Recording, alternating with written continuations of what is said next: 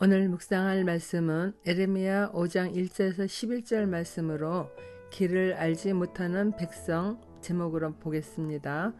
첫째 단락, 징계를 받아도 정신을 차리지 못하는 백성입니다.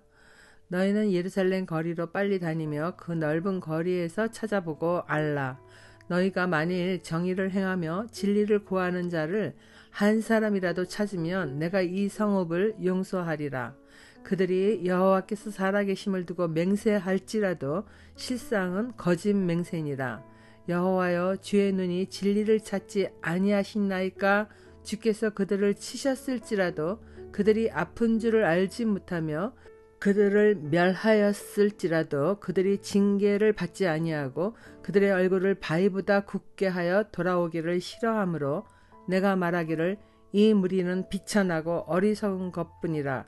여호와의 길, 자기 하나님의 법을 알지 못하니 내가 지도자들에게 가서 그들에게 말하리라. 그들은 여호와의 길, 자기 하나님의 법을 안다 하였더니 그들도 일제히 멍에를 꺾고 결박을 끊은지라.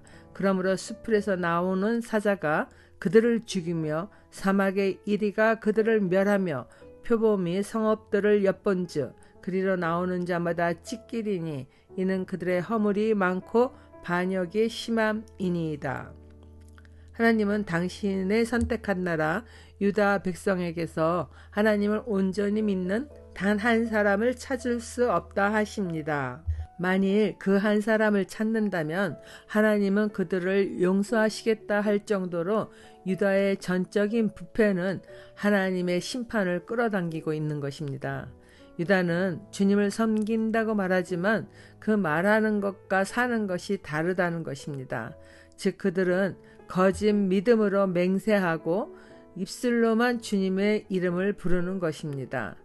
하나님은 제사보다는 순종이 낫다고 하셨습니다. 순양의 기름을 태워드리는 제사보다 하나님 말씀 듣기를 원한다 하셨습니다. 신령과 진정으로 예배 드리는 사람을 찾으시는 하나님이십니다.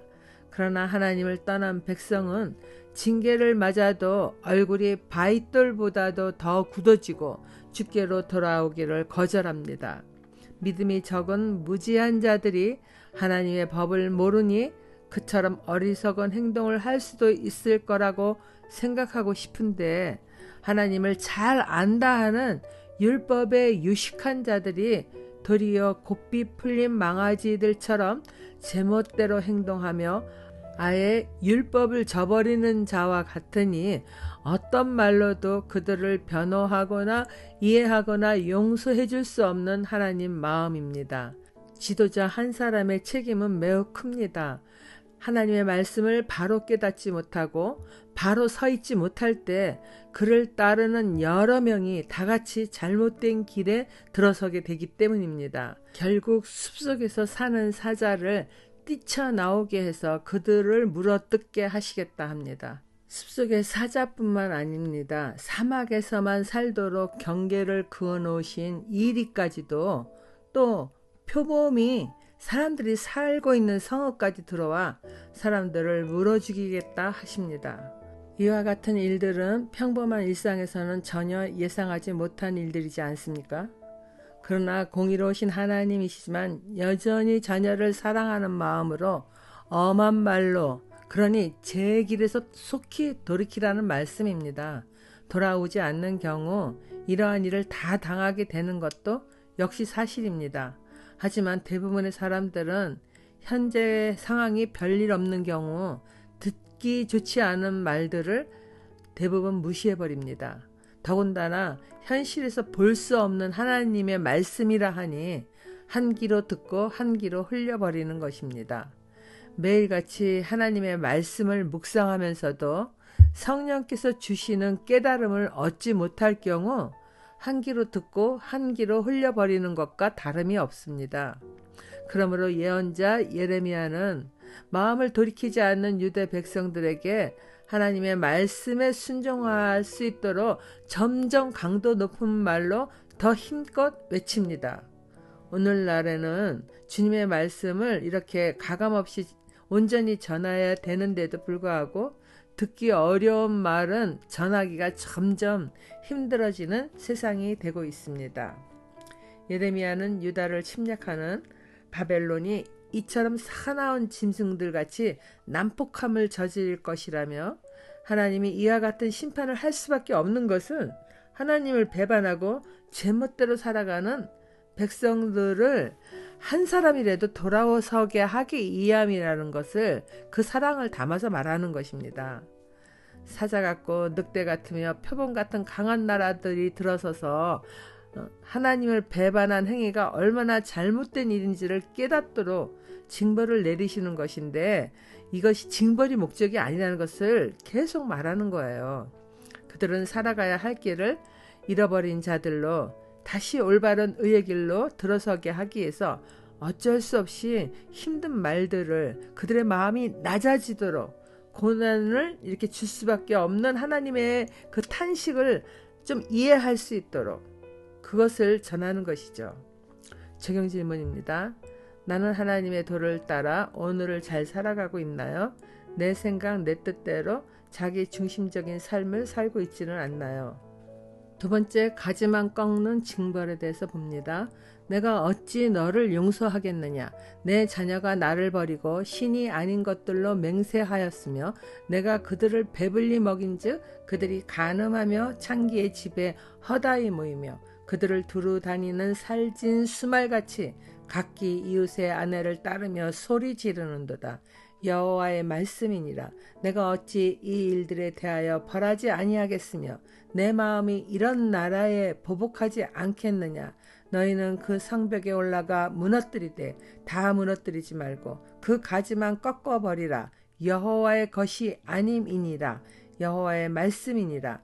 이스라엘의 집과 유다의 집이 내게 심히 반역하였느니라. 베드로가 형제가 자신에게 죄를 범하면은 7번 용서하오리까 물으니까 예수님은 7번뿐만 아니라 7번을 70번까지라도 할지니라 하면서 무한한 용서하기를 가르쳐 주셨습니다. 이처럼 하나님은 자신의 죄를 회개하는 백성에게는 끝없이 용서하시는 분이십니다. 이와 같이 주님은 언제든지 죄를 용서하고 싶으시건만 도저히 용서할 수 없는 상황까지 몰고 간 유다 백성이 정욕이 왕성한 순말 같아 제어가 되지가 않고 그들은 점점 갈수록 이웃의 아내를 탐내어 울부짖는 자들처럼 악한 죄의 정욕에 쫓아서 살아가고 있다니까 어찌 벌하지 않을 수가 있겠냐고 한탄하십니다.